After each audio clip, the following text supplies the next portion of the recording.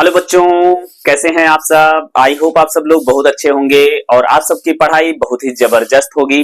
तो आज की वीडियो में आज हम लाए हैं आप लोगों की बेहतरीन क्लास, और बेहतरीन क्लास में हम लोग पढ़ने वाले हैं application of biotechnology. Means biotechnology का क्या महत्व है, क्या उपयोग है, क्या इंपॉर्टेंस है और इसके क्या क्या एप्लीकेशंस हैं। तो यहाँ पर हम बात करेंगे बायोटेक्नोलॉजी। अभी तक बायोटेक्नोलॉजी इस चरम तक पहुंच चुकी है कि कोई भी ऐसा क्षेत्र नहीं है, कोई भी ऐसी जगह नहीं है, कोई भी ऐसा मस्तिष्क नहीं है जहां पर बायोटेक्नोलॉजी ने अपने कदम ना रखे हों। क्योंकि बायोटेक्नोलॉजी आप ये कंप्लीटली कह सकते हैं कि ओमनी प्रेजेंट है, सर्वत्र है, सर्वव्यापी है, सभी जगहों पर है, हमको आसानी से देखने को मिल जाती है। तो बायोटेक्नोलॉजी आखिर ऐसा क्या है बायोटेक्नोलॉजी में, और बायोटेक्नोलॉजी हमारे शरीर में, हमारे मस्तिष्क में, हमारी सराउंडिंग में, हमारे एनवायरनमेंट से, हमारे भोजन में, हमारी इंडस्ट्री में, हमारी मेडिसिन में, हमारे हर एक क्षेत्र में बायोटेक्नोलॉजी ने अपने कदम पसार रखे हैं, कदम फैला रखे हैं। तो हम बायोटेक्नोलॉजी के इन बहुत ही एक प्रकार से हम कह सकते हैं महत्वपूर्ण कार्यों को पढ़ने के लिए हम लोगों को जो है बड़ी ही बेसब्री के साथ इंतजार था कि इसके एप्लीकेशंस को पढ़ा जाए, इसके इंपॉर्टेंस को पढ़ा जाए, इसके यूजेस को पढ़ा जाए। तो अब हम वो टाइम आ चुका है और हम अब स्टार्ट करते हैं इसके एप्लीकेशंस के बारे में। क्योंकि बायोटेक्नोलॉजी के वैसे तो इंपॉर्टेंस अगर बात करें तो हर जगह पर बायोटेक्नोलॉजी का ही बोलबाला है, लेकिन यहाँ पर हम बहुत ही मुख्य पहलुओं के बारे में बात करेंगे।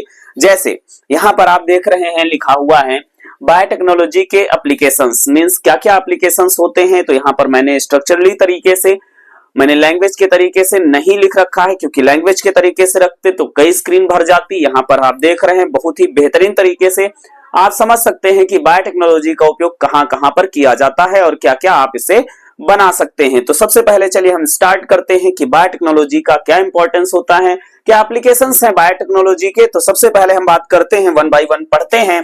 सबसे पहले यहाँ पर आप देख रहे हैं, यहाँ पर लिखा हुआ है in industry in agriculture. Means biotechnology का एग्रीकल्चर में क्या महत्वपूर्ण योगदान रहा है। तो सबसे पहले हम बात करेंगे भाई यहाँ पर जैसे एग्रीकल्चर यानी कृषि के क्षेत्र में जैव प्रौद्योगिकी का बहुत ही महत्वपूर्ण योगदान रहा है।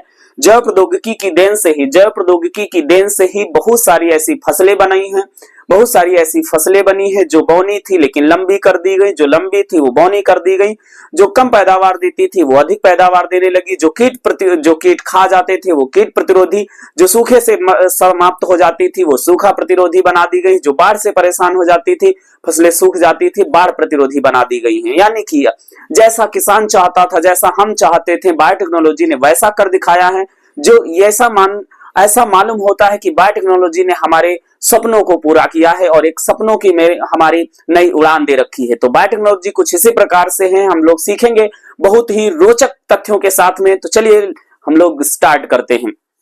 जैसे यहाँ पर आप देख रहे हैं लिखा हुआ है जीएमओ, जिसको हम लोग क्या कहते हैं, एक्सपेंडेड फॉर्म में जेनेटिकली मॉडिफाइड ऑर्गेनिज्म कहते हैं। यहाँ पर आप देख रहे हैं genetically modified organism. Genetically modified organism का मतलब क्या होता है, यहाँ पर हम हर एक पॉइंट के बारे में हम पॉइंट टू पॉइंट सीखेंगे कि क्या होता है भाई। तो यहाँ पर आप देख रहे हैं जीएमओ लिखा हुआ है। जीएमओ का पूरा नाम क्या होता है, एक्सपेंडेड फॉर्म क्या होता है, क्योंकि हम सभी ऐसा सीखेंगे, ऐसे पढ़ेंगे जैसे मालूम हो कि हम किसी चीज को बचपन से लेकर के छोटी छोटी बातों को सीखते हुए आ रहे हैं एक बार वीडियो देखने के बाद में, ताकि बाद में कोई भी ऐसी वीडियो आपको ना देखनी पड़े, कोई भी आपके डाउट ना रहे। इसीलिए हम लोगों को छोटी छोटी बातों को भी सीख लेना है। जैसे जीएमओ का पूरा नाम क्या होता है। जीएमओ क्या है, जीएमओ तो वैसे हमारे प्लांट होते हैं, एनिमल होते हैं, लेकिन वास्तव में अगर बात करें कि what is the expanded form of GMO, तो जेनेटिकली मॉडिफाइड ऑर्गेनिज्म होता है, जिसे हम हिंदी में कहते हैं अनुवांशिक रूप से रूपांतरित जीव।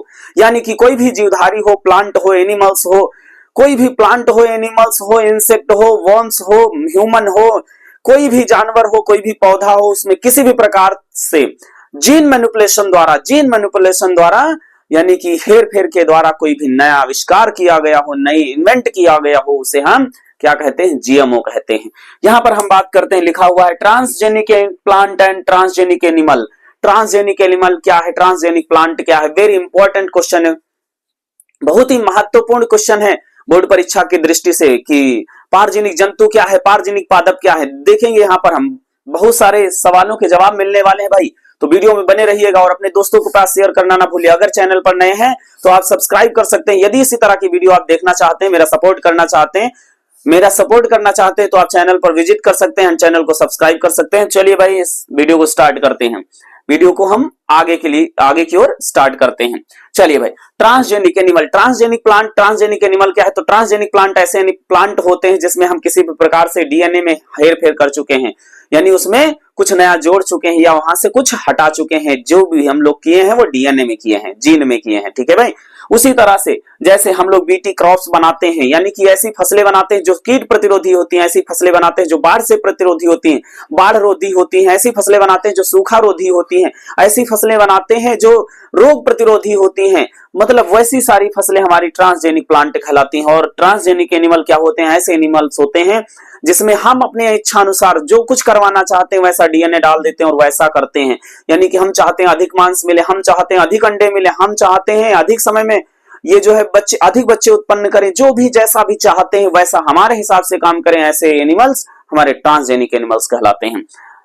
सबसे पहले हम बात करते हैं इस एक ऑप्शंस के बारे में हम लोग पढ़ चुके हैं। दूसरा पहलू देखते हैं भाई, दूसरा पहलू देखते हैं, आपके सामने आ चुका है जिसे हम बीटी क्रॉप्स कहते हैं। बीटी क्रॉप्स बहुत ही इंपॉर्टेंट बोर्ड परीक्षा का फेवरेट क्वेश्चन है कि बीटी क्रॉप्स क्या है। बीटी क्रॉप्स क्या होता है? देखिए, आप क्रॉप्स नाम से जान चुके होंगे कि कोई फसलें हैं। जी बिल्कुल सही है आप, जी बिल्कुल सही है कि एक विशेष प्रकार की फसलें हैं जिन्हें हम बीटी फसलें कहते हैं। तो अब बात करेंगे भाई बीटी फसलें क्या होती हैं। बीटी फसलें हमारी अगर एक्सपेंडेड फॉर्म में बात करें, देखिए आपको बता दें कि हम आप सभी लोगों के लिए एक बोर्ड परीक्षा की तैयारी के लिए, बोर्ड परीक्षा की जो है गुड परिणाम के लिए, बेस्ट परिणाम के लिए, बेस्ट परफॉर्मेंस के लिए एक वीडियो लाना चाहते हैं। ठीक है, वीडियो लाना चाहते हैं तो उसमें मैं आपको बताने वाला था कि किस प्रकार से जो है बोर्ड परीक्षा में बैठने से पहले कौन कौन से टिप्स हैं, उनको कैसे कैसे फॉलो करें तो आपका परीक्षा जो है बहुत बेहतरीन हो सकता है। तो अगर आप वैसे टिप्स पाना चाहते हैं तो आप कमेंट करके जरूर बताइएगा। ठीक है, हम अगली वीडियो में आपको टिप्स के साथ जो है जरूर बताएंगे कि जो क्वेश्चन आपको नहीं आते हैं उस टिप्स के माध्यम से आपको क्वेश्चन आ जाएंगे। और यकीन ना हो टिप्स जानने के बाद में अगर परिणाम ना अच्छा दिखे तो आप वापस आकर के कमेंट करके बताइएगा सर आपके बताए गए टिप्स काम नहीं किए। जी बिल्कुल बताइएगा, 100% टिप्स काम करेंगे, 100% वो टिप्स काम करेंगे। चलिए भाई, बीटी क्रॉप्स क्या होता है? बीटी का एक्सपेंडेड फॉर्म होता है बैसिलस thuringiensis। देखो भाई, बीटी क्या होता है? बीटी एक विशेष प्रकार की फसलें होती हैं। बीटी क्रॉप्स जो है क्या है? बीटी क्रॉप्स जो है विशेष प्रकार की फसलें होती हैं। और बीटी क्या है? बीटी का पूरा नाम बैसिलस thuringiensis होता है। बीटी का पूरा नाम बैसिलस thuringiensis होता है। बीटी का पूरा नाम भाई क्या होता है? बैसिलस thuringiensis होता है। और ये क्या है भाई? एक प्रकार का विशेष प्रकार का बैक्टीरिया है। क्या है बच्चों? बैक्टीरिया है। बैसिलस thuringiensis एक विशेष प्रकार का बैक्टीरिया है जिसमें क्या होता है? एक जीन होता है। क्या होता है? जीन होता है। उस जीन का नाम क्रिस्टेलाइन जीन होता है, जिसे इन शॉर्ट में हम क्राइजीन कहते हैं। हम लोग प्यार से क्राइजीन कहते हैं। क्या कहते हैं बच्चों? क्राइजीन कहते हैं। और यह क्राइजीन जो है एक विशेष प्रकार का प्रोटीन बनाता है जिसे हम क्राई प्रोटीन कहते हैं। इसे भी हम लोग बड़े प्यार से क्राई प्रोटीन कहते हैं। क्या कहते हैं? क्राई प्रोटीन कहते हैं। यह प्रोटीन, यह जीन जिस पौधे में डाला जाता है, यह जीन जिस पौधे में डाला जाता है वह पौधा क्रिस्टेलाइन प्रोटीन बनाता है, क्योंकि जीन्स बनाता है भाई, है ना। और वह क्रिस्टेलाइन प्रोटीन जो होता है क्या करता है? कीटों में जा करके, कीटों में एक्टिव होकर के कीटों को मार देता है, जिससे कीट क्या करते हैं भाई? फसल को खाना बंद कर देते हैं। तो हम समझेंगे बाय कॉन्सेप्ट हम समझेंगे कैसे काम करता है। तो देखेंगे बैसिलस thuringiensis जो बैक्टीरिया होता है, बैसिलस thuringiensis जो बैक्टीरिया होता है, इसमें जो जीन होता है जिसका नाम क्राइजीन होता है, और यह क्रिस्टेलाइन प्रोटीन बनाता है। क्रिस्टेलाइन प्रोटीन जब बनाता है तो जब कीट इसको खाता है, जब इसको कीट खाता है तो कीट का जो गट होता है, मध्यांतर होता है, उसमें एल्केलाइन मीडियम के कारण जो है, क्षारीय माध्यम के कारण वह सक्रिय हो जाता है। और सक्रिय हो जाने से क्या होता है? कीट का जो गट होता है वो डिजॉल्व हो जाते हैं और पोर बन जाते हैं, छिद्र हो जाते हैं। तो उसमें सड़न लग जाती है, एंडोस्मोसिस होने लगता है, जिससे कीट मर जाते हैं। जैसे परीक्षा में पहले पूछा जाता था कि क्या कारण था, परीक्षा में आज भी ये क्वेश्चन बना हुआ है, हम लोगों के माइंड में क्वेश्चन बना हुआ है कि क्या कारण है कि कीट खाते हैं तो बीटी क्रॉप्स को अगर कीट खाएं तो मर जाते हैं, लेकिन वही मवेशी खाते हैं, वही मनुष्य खाते तो नहीं मरते हैं। क्या कारण है भाई कि मवेशी खाते तो नहीं मरते हैं? आप सबको पता होना चाहिए कि जो मनुष्य होता है, जो मवेशी होता है, उनका जो मीडियम होता है, आमाशय का जो मीडियम होता है एसिडिक होता है। क्या होता है? एसिडिक होता है। और ये एल्केलाइन मीडियम में जो है एल्कली मीडियम में काम करता है, एक्टिव होता है, और एसिडिक मीडियम में काम नहीं करता है, इसीलिए मवेशियों को कोई नुकसान नहीं होता है। चलिए भाई, अब हम बात करते हैं कि बीटी क्रॉप्स हमारे जीएमओ और या बायोटेक्नोलॉजी की बात करें तो बायोटेक्नोलॉजी इतना महत्वपूर्ण, तो अभी हम लोग इसके देखेंगे, इसके अभी हम लोग यूज पढ़ते हैं, फिर इसके मिसयूज पढ़ेंगे, फिर डिसयूज पढ़ेंगे। ठीक है भाई, बिल्कुल पढ़ेंगे भाई। चलिए हम लोग अगला देखते हैं। अगला पहलू क्या है भाई? Flavour saver tomato. अभी हम लोग एग्रीकल्चर में पढ़ रहे हैं। एग्रीकल्चर में इसके जबरदस्त कारनामे हैं भाई। आप देखकर चौंक जाएंगे। यहाँ पर आप देख रहे हैं, आपको शौक के ऊपर शौक लगे जा रहे हैं भाई, आपको शौक के ऊपर शौक लग दिए जा रहे हैं। क्यों? क्योंकि देखिए कितना बेहतरीन इन्वेंशन है, कितना बेहतरीन आविष्कार है बायोटेक्नोलॉजी का। फ्लेवर सेवर टोमेटो क्या है? फ्लेवर सेवर टोमेटो क्या है? ऐसे टमाटर जो क्या है भाई कि वहां पे हम लोगों की बड़ी इच्छा थी। जैसे मैं कहानी के माध्यम से आप लोगों को बताऊं कि जैसे पहले टमाटर होते थे 2-4 दिन में सड़ जाते थे। जैसे किसान पता चला बहुत सारे देसी टमाटर लगा लिए, अब उसने फसल की हार्वेस्टिंग करा ली और गाड़ी लदवा ली, चला गया भैया चाइना नेपाल चला गया। वहां पे पलट के देखा तो सब कैरेट खाली, सिर्फ पानी नीचे और छिलके कैरेट में। बड़ा नुकसान हुआ। तो भाई किसानों ने सोचा ऐसा क्या किया जाए, वैज्ञानिकों के पास पहुंचे।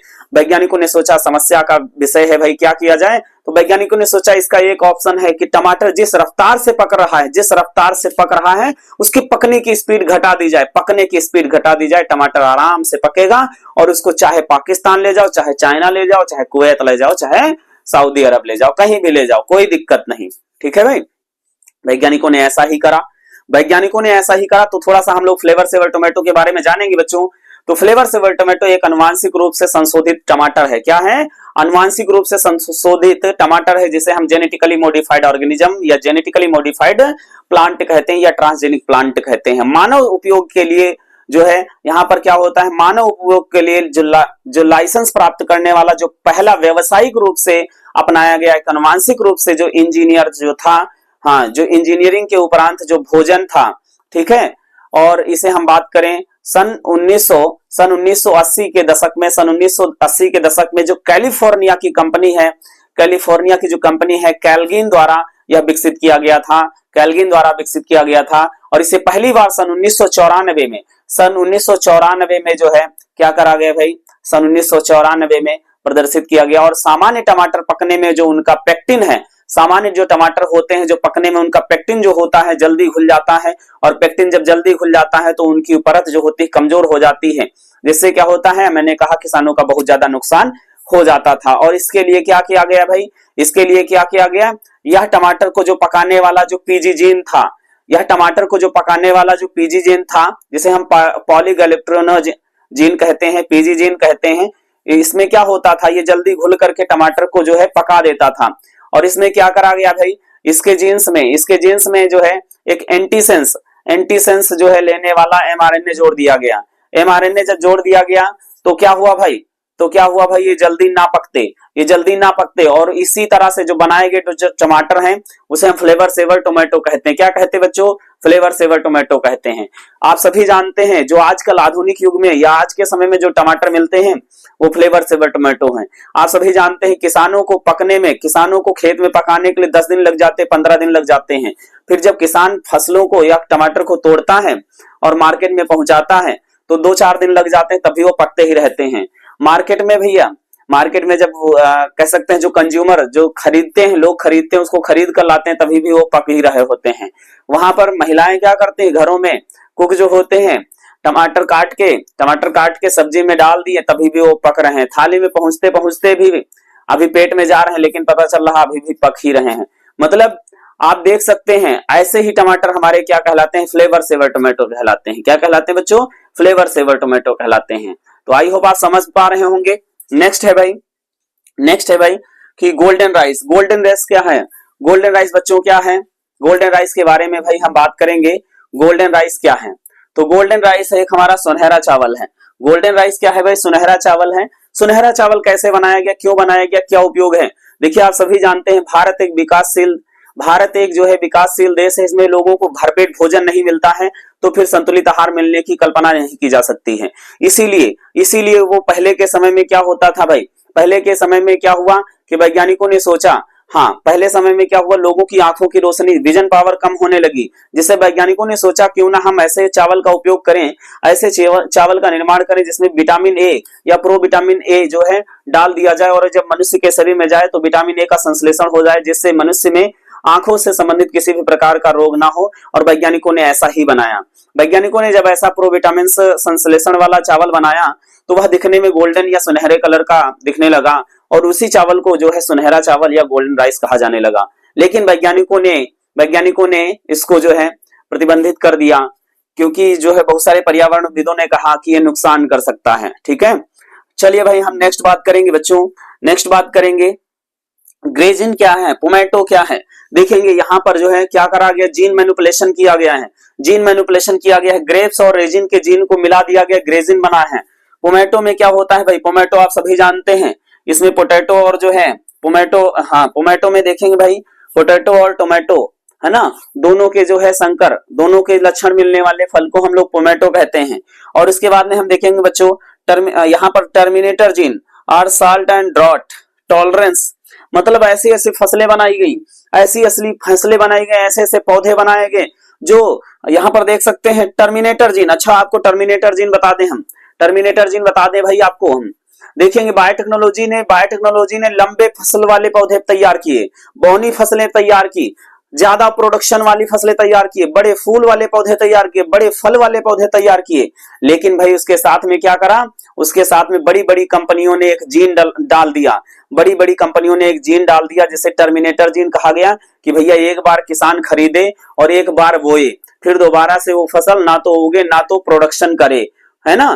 तो वैज्ञानिकों ने टर्मिनेटर जीन लगा दिया कि उसमें दोबारा फसल की उत्पादकता घट जाए। भारत और ब्राजील के किसानों ने भाई आंदोलन खड़ा कर दिया कि सर ये अगर हम बार बार खरीदेंगे तो हमारी इकोनॉमी डिस्टर्ब होती चली जाएगी। और भारत और ब्राजील के किसानों ने एक बिल पारित कराया कि टर्मिनेटर जीन को हटाया जाए। और फाइनली जो है भारत और ब्राजील के साथ साथ अन्य देशों की कंपनियों ने जो है टर्मिनेटर जीन को हटा दिया है, जिससे कि जो भी फसलें, जो हाइब्रिड फसलें होती हैं वो आराम से बोई जा सकती हैं, वो दोबारा भी पैदावार उनकी बराबर ही होगी। ठीक है, तो उसको हम लोग टर्मिनेटर जीन बोलते हैं बच्चों। क्या बोलते हैं, टर्मिनेटर जीन बोलते हैं। नेक्स्ट है यहाँ पर साल्ट एंड ड्रॉट, मतलब ऐसी फसलें जो नमक के लिए प्रतिरोधी हैं, ऐसी फसलें जो सूखा के लिए प्रतिरोधी हैं, ऐसी फसलें हैं जो बाढ़ के लिए प्रतिरोधी हैं, ऐसी फसलें जैव प्रौद्योगिकी के द्वारा, जीन मैनिपुलेशन के द्वारा, जीन इंजीनियरिंग के द्वारा, रिकॉम्बिनेंट डीएनए के द्वारा ही बनाना संभव हो पाई हैं। इसलिए हम कह सकते हैं कि recombination of DNA, gene manipulating, gene engineering, यानी कि अगर फाइनली हम कहें तो बायोटेक्नोलॉजी हमारे लिए एक वरदान है। बायोटेक्नोलॉजी हमारे लिए एक वरदान है। चलिए भाई नेक्स्ट हम पहलू को देखते हैं भाई। नेक्स्ट पहलू यहाँ पर देखते हैं। तो इस प्रकार से जो है एग्रीकल्चर यहाँ पर कंप्लीट होता है। नेक्स्ट हम बात करेंगे इन फार्मास्यूटिकल्स, मींस औषधि के क्षेत्र में बायोटेक्नोलॉजी ने, यहाँ पर हम बात करेंगे भाई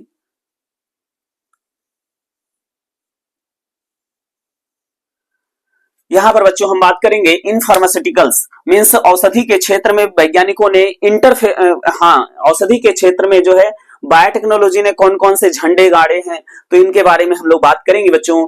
तो फार्मास्यूटिकल क्षेत्र में अगर हम बात करें इंटरफेरॉन आप सभी जानते हैं। इंटरफेरॉन क्या होता है बच्चों, इंटरफेरॉन के बारे में हम लोग बात करेंगे भाई।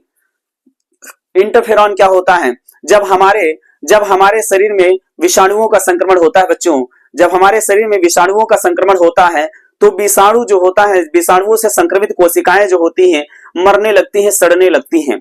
और इस प्रकार से उन विषाणुओं से संक्रमित कोशिकाओं से एक विशेष प्रकार का प्रोटीन स्रावित होता है, विशेष प्रकार का एंजाइम स्रावित होता है जो स्वस्थ कोशिकाओं की बचाने की कोशिश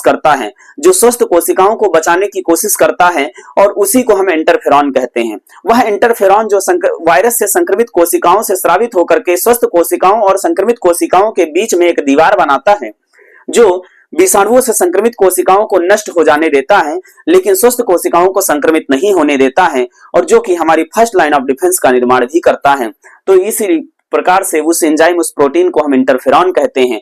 कभी कभी जब मनुष्य में यह कम बनने लगता है तो प्राकृतिक तरीके से सॉरी, जो कृत्रिम तरीके से जो अल्फा इंटरफेरॉन जो होता है, कृत्रिम तरीके से अल्फा इंटरफेरॉन जो होता है उसका निर्माण कराया जाता है और वह मनुष्यों में प्रविष्ट करा दिया जाता है, इंजेक्ट करा दिया जाता है, जिससे कि जैसे किसी व्यक्ति में नासूर होता है, घाव होता है और वह इंटरफेरॉन की वजह से, इंटरफेरॉन की कमी से अच्छा नहीं होता है, तो वहां पर इंटरफेरॉन का इंजेक्शन लगा दिया जाता है। तो ये भी कृत्रिम संश्लेषण जो है किया गया है बायोटेक्नोलॉजी के द्वारा। नेक्स्ट हम बात करेंगे ओरल वैक्सीन क्या होता है, एडिबल वैक्सीन क्या होता है, इंजेक्टेबल वैक्सीन क्या होता है। वैक्सीन आप सभी जानते हैं। तो सबसे पहला क्वेश्चन रहेगा बच्चों, सबसे पहला क्वेश्चन रहेगा आपका, क्वेश्चन यही होगा कि सर वैक्सीन क्या होता है। आप पूछेंगे कि सर वैक्सीन क्या होता है। तो वैक्सीन क्या होता है, वैक्सीन आज हम आप लोगों को बता दें। वैक्सीन को हम लोग टीका बोलते हैं एंड वैक्सीनेशन को हम लोग टीकाकरण बोलते हैं। बचपन से हम लोग देखते चले आ रहे हैं कि हम लोगों को मुंह में 2 बूंद पिलाई जाती है दवा, जिसे हम लोग कहते हैं, हाँ, जिससे हम कहते हैं जिंदगी के 2 बूंद, है ना, जिंदगी के 2 बूंद, 2 बूंद दवा और पोलियो हवा, है ना, यही तो कहते हैं 2 बूंद दवा और पोलियो हवा। ठीक है भाई। तो पोलियो की दवा जो है, पोलियो ड्रॉप्स है, वो भी कौन सी वैक्सीन है, वो भी वैक्सीन ही है और उसको पी लेना या पिलाना वैक्सीनेशन कहलाता है। तो कितने लोगों ने भाई वैक्सीन पी है, कितने लोगों ने वो वैक्सीन पी है, पोलियो वैक्सीन पी है, पोलियो ड्रॉप्स पी है, पोलियो ड्रॉप्स ली है, कमेंट में बताइएगा, थम्स अप के रूप में थम्स अप करिएगा अगर आप लोगों ने पोलियो ड्रॉप्स पी है। ठीक है भाई, थम्स अप करिएगा। और पोलियो ड्रॉप्स जो हमारी है वो मुंह में पी जाती है तो ओरल वैक्सीन होगी। क्या होगी? ओरल वैक्सीन होगी। अब हम बात करेंगे बच्चों कि ओरल वैक्सीन हो गई तो एडिबल वैक्सीन क्या होगी, एडिबल वैक्सीन क्या होगी, देखे होंगे। इसके अलावा इंजेक्टेबल वैक्सीन क्या होगी, जैसे लोहा लगने पर टिटवैक का इंजेक्शन लगता है, लोहा लगने पर टिटवैक का इंजेक्शन लगता है। क्यों? क्योंकि वो भी क्या है, एक वैक्सीन है। क्या है? वैक्सीन है, टिटेनस का वैक्सीन है टिटवैक। ठीक है भाई। तो उसको इंजेक्शन के द्वारा लगाया जाता है तो वो इंजेक्टेबल वैक्सीन है। और मुंह में ली गई तो भैया कौन सी? ओरल वैक्सीन है। अब हम बात करते हैं कि एडिबल वैक्सीन क्या होती है।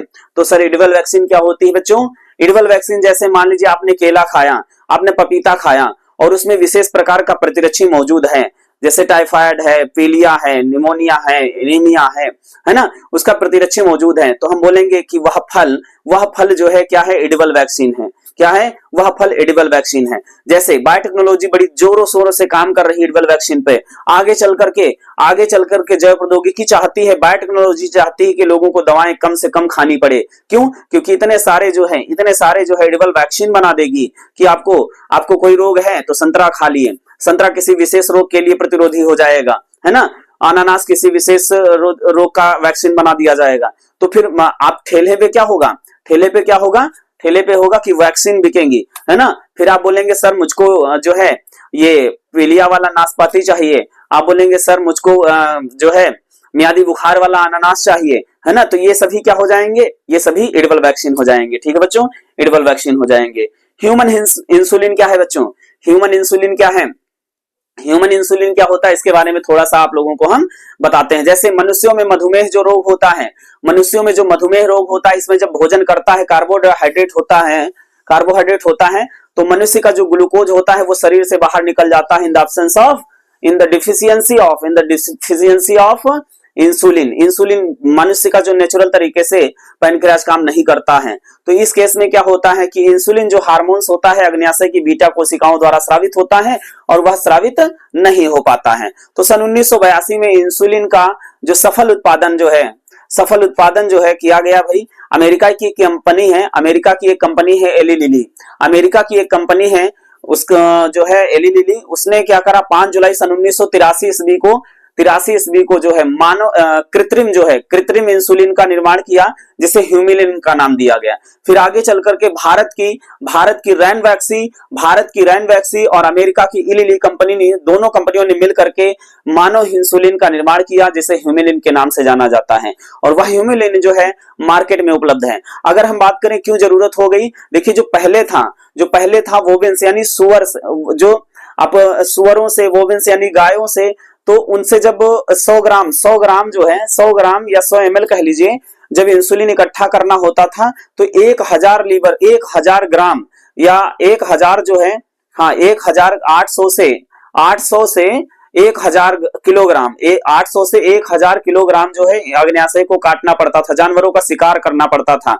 तो और इसके अलावा वो कहीं सही भी नहीं था, क्योंकि वो दूसरी स्पीसीज का था, हम लोग दूसरी स्पीसीज के थे, तो एलर्जी जैसे सिम्टम्स भी हो जाते थे। तो इसीलिए नेचुरल तरीके से कृत्रिम तरीके से जो है वैज्ञानिकों ने क्या करा, या बायोटेक्नोलॉजी ने क्या करा, ह्यूमिलिन का आविष्कार किया, ह्यूमिलिन का संश्लेषण किया, और जो अब जाकर के ह्यूमन इंसुलिन या ह्यूमिलिन के नाम से जाना जाता है। तो इस प्रकार से आप देख सकते हैं कृषि औषधि के क्षेत्र में बहुत बड़ा जो है काम किया है। इसके अलावा और भी बहुत सारी चीजें ऐसी हैं जो बायोटेक्नोलॉजी ने बहुत सारे इन्वेंशन करे हैं। चलिए हम लोग समझते हैं भाई, जीन थेरेपी क्या होता है। जीन थेरेपी में आपने सुना होगा, जैसे बहुत सारे ऐसे रोग होते हैं जो हमारे आनुवांशिक होते हैं, एक पीढ़ी से दूसरी पीढ़ी में जाते रहते हैं। तो उनको अगर हटाना है तो जिस जीन के कारण ये रोग हो रहा है उस जीन को हटा दिया जाए, जीन थेरेपी करा दी जाए, जीन मैनिपुलेट करवा दिया जाए, है ना। तो उस तरह से डिसीज पर जो है विजय पाई जा सकती है। जैसे एडीए है, एडीए को एक 4 साल की बच्ची में हुआ था सन 1990 के पास में, है ना। उसमें क्या हुआ, पूरी तरह से रोगों से लड़ने की शक्ति खत्म हो गई, है ना। उसको SCID भी कहते हैं, severe combined immuno deficiency syndrome, ठीक है। रोगों से लड़ने की शक्ति खत्म हो गई। सिकल सेल एनीमिया आप सभी जानते हैं, इसमें जो आरबीसी होता है सिकल से हंसिया के आकार का हो जाता है, वैसे तो नॉर्मल गोल होना चाहिए, है ना। हीमोफीलिया, रतौंधी वर्णांधता, हाइपरट्राइकोसिस, नेफ्राइटिस, ये सभी वंशानुगत रोग हैं। इनकी जो है ट्रीटमेंट जो है आप जीन थेरेपी के द्वारा या जीन मैनिपुलेटिंग के द्वारा जो है ट्रीटमेंट किया जा सकता है। एंड उसके बाद में हम बात करेंगे इंडस्ट्री में क्या इसका योगदान होता है। तो इंडस्ट्री में जैसे बच्चों हम बात करें कि जैसे पोल्ट्री फार्म में है, फिशरीज है, हाई न्यूट्रिशनल वैल्यू है एंड अदर मटेरियल्स हैं। कहने का मतलब यह है कि जैसे बायोटेक्नोलॉजी अगर चाहे तो कम समय में क्या होता है, ऐसे जीवधारियों का उत्पन्न करती है जैसे कम समय में अधिक मांस का उत्पादन कर दे, है ना। जैसे कैंसर का इलाज अगर पता चल जाए तो बायोटेक्नोलॉजी जीन मैनिपुलेटिंग द्वारा बिल्कुल करवाया जा सकता है, ऑफ कोर्स करवाया जा सकता है। और एक बात बता दें, जीन थेरेपी जो होती है वो हमेशा जो है अर्ली, यानी जब कोई जर्म प्लाज जो होता है या कह लीजिए जो न्यूली बॉर्न चाइल्ड होता है या एम्ब्रॉयनिक स्टेज, जो अर्ली एम्ब्रॉयनिक स्टेज होती है, जो गर्भ में बच्चा बन रहा होता है, तो उस स्टेज में जो है जीन थेरेपी करवाई जाती है, ठीक है, जिससे वह बहुत अधिक जो है उपयुक्त होती है, ठीक है। इसके अलावा हाँ बात करेंगे भाई पोल्ट्री फार्मिंग में, तो जो बायोटेक्नोलॉजी द्वारा ऐसी स्पीसीज बनाई जाती है जो कम समय में अधिक मांस का उत्पादन करें। एंड फिशरीज में भी ऐसा होता है कि जो है कम समय में अधिक मांस का उत्पादन करें। पोल्ट्री फार्मिंग में ऐसा हो जाता है कि वहां पे अंडे देने की क्षमता बढ़ जाती है, कम समय में बहुत ज्यादा अंडे देना, है ना। इसके अलावा जैसे हाई न्यूट्रिशनल वैल्यू जो होते हैं, इसमें ऐसे भोजन बना दिए जाते हैं कि जो है बहुत विशेष प्रकार का जो फूड मटेरियल होता है। जैसे आपने रोजी गाय का नाम सुना होगा, ठीक है भाई, आपने रोजी गाय का नाम सुना होगा। जो रोजी गाय जो होती है वो क्या करती है कि नॉर्मली दूध देती है, लेकिन जो मनुष्य की प्रोटीन होती है वो गाय में बहुत कम मात्रा में होती है। तो वैज्ञानिकों ने एक ऐसी गाय बनाया जिसको रोजी गाय कहा गया। वो गाय क्या करती थी भाई, 2.4 ग्राम जो है प्रति लीटर के हिसाब से प्रोटीन बनाती थी। फिर इसमें और किया गया तो और बढ़ोतरी हुई। तो बात यह आती है कि रोजी गाय बनाई ही क्यों गई। देखो, जो हमारा MMR होता है और IMR होता है। IMR का मतलब होता है इन्फेंट मॉर्टल रेट, नवजात शिशुओं का जन्म या गर्भस्थ शिशुओं का जन्म, और MMR का मतलब होता है मैटरनल मॉर्टल रेट, यानी जो गर्भस्थ महिलाएं होती हैं, गर्भस्थ मातृ मृत्यु दर, ठीक है। तो जब इनकी संख्या बढ़ने लगी तो पता चला माताएं जन्म के बाद मर जा रही थी, और बच्चे जो जीवित रहते थे उनको जब दूध दिया जाता था तो वो कुपोषण का शिकार हो जाते थे। बायोटेक्नोलॉजी ने सोचा, क्योंकि बायोटेक्नोलॉजी एक ओपन चैलेंज देती है, मैं बेहतरीन लाइन करना चाहूंगा, बायोटेक्नोलॉजी एक बेहतरीन चैलेंज देती है, और वो कहती है, ओपन चैलेंज देती है कि आप जो कुछ चाहो करवा सकते हो, आप जो कुछ चाहो करवा सकते हो, बस तुम तरीके बताओ और करते जाओ, परिणाम हम देंगे। तो बायोटेक्नोलॉजी के माध्यम से क्या करा गया भाई कि सोचा गया क्यों ना जो है हम माँ के दूध जैसा गायों में दूध बना लें। तो भाई जो माँ का दूध है वो किससे बना है, माँ के DNA से बना है। तो मैमेरी ग्लैंड से माँ के DNA निकाला गया और वह का किसमें डाला गया, गाय में डाला गया, और गाय में डाला गया तो रोजी गाय ने क्या करा, माँ के जैसा दूध बनाने लगी, है ना। तो रोजी जो गाय थी वो माँ के जैसा दूध बनाने लगी, और वो जो है रोजी गाय, इसीलिए जो है रोजी गाय को जो है हम लोग बड़े प्यार से रोजी गाय कहते हैं, ठीक है भाई। इसके अलावा और भी बहुत सारे प्रोडक्ट हैं, बायोटेक्नोलॉजी मैंने पहले भी कहा था, बायोटेक्नोलॉजी ये क्या एक नहीं, दो नहीं, चार नहीं, 10 नहीं, 20 नहीं, ऐसी 50 स्क्रीन भर जाएंगी बायोटेक्नोलॉजी का महत्वपूर्ण योगदान बताते बताते। इतना बायोटेक्नोलॉजी का महत्वपूर्ण जो है, ये कह लीजिए इतना प्रसार है, इतना फैलाव है, ठीक है। और बायोवार के बारे में बताना चाहेंगे। बायोवार क्या होता है? देखिए, बायोवार वैसे तो इसका, हाँ, एक चीज और बताना चाहेंगे कि जैव प्रौद्योगिकी जिस प्रकार से हमारे लिए लाभदायक है उसी प्रकार से हानिकारक है। इसका डिपेंड करता है कि आप उपयोग कैसे करते हैं। जैसे ये डिस्क्लेमर है, ये मेरी तरफ से डिस्क्लेमर है कि बायोटेक्नोलॉजी हमारे लिए वरदान भी है तो हमारे लिए अभिशाप भी है। क्योंकि जब बायोटेक्नोलॉजी हमारे लिए ये सब करवा सकती है तो दूसरी तरफ बायोटेक्नोलॉजी बायोवार भी करवा सकती है। बायोवार क्या होता है? बायोवार का मतलब होता है सूक्ष्म हथियार, सूक्ष्म जैव हथियार, ठीक है। मतलब ये है, बायोवार क्या होता है? देखें, सूक्ष्म जीवों के द्वारा किसी दूसरे देश पर हमला कर देना जैव वार कहलाता है। जीवों के द्वारा किया गया वार जैव वार कहलाता है, जैव युद्ध कहते हैं। जैसे चाइना में कोरोना जो था, HMPV जो था, ये सब बायोवार के उदाहरण हैं। क्योंकि जब कोई राष्ट्र दूसरे राष्ट्र से लड़ाई करता है, युद्ध छिड़ता है, तो ये सब जब कोई दूसरा जो विपक्षी देश होता है वो अगर हार रहा होता है तो अपने कोई भी वायरस जो है कैप्सुलेटेड करके ड्रोन के माध्यम से जिस देश से हार रहा हो उस देश में अटैक करवा देता है। और फिर वहां की प्रजा जो होती है, वहां के लोग जो होते हैं, वहां की जनता जो होती है, वहां की पब्लिक जो होती है उस रोग से ग्रसित हो जाती है। और उस राष्ट्र का जो प्रशासन होता है उसके स्वास्थ्य सेवाओं को देखने लगता है, जिससे कि जो एक डिफेंस सिस्टम होता है वो वीक होने लगता है, जिससे वो फिर क्या हो जाता है, बायोवार का लाभ उठा लेता है और दूसरा जो देश जिसने बायोवार अटैक किया है जीत जाता है। तो इस प्रकार से देख सकते हैं कि बायोटेक्नोलॉजी जो है, बायोटेक्नोलॉजी का जो एप्लीकेशन है वो लाभदायक भी है और हानिकारक भी है। तो आप जो है, आप अपनी सोच से बताइएगा बायोटेक्नोलॉजी कितना अच्छी है, कितना महत्वपूर्ण है। क्या वास्तव में बायोटेक्नोलॉजी हमारे लिए वरदान साबित हो सकती है या बायोटेक्नोलॉजी एक बहुत बड़ा अभिशाप है? आप अपनी राय देना ना भूलिए। और वीडियो अगर अच्छी लगी तो वीडियो को कम से कम 2 लोगों के पास शेयर करिए। एंड चैनल पर अगर नए हैं तो चैनल को सब्सक्राइब कर सकते हैं। एंड वीडियो को पूरा देखने के लिए आप सभी लोगों का धन्यवाद। तो फिर मिलते हैं नई जानकारी के साथ, तब तक के लिए बाय बाय।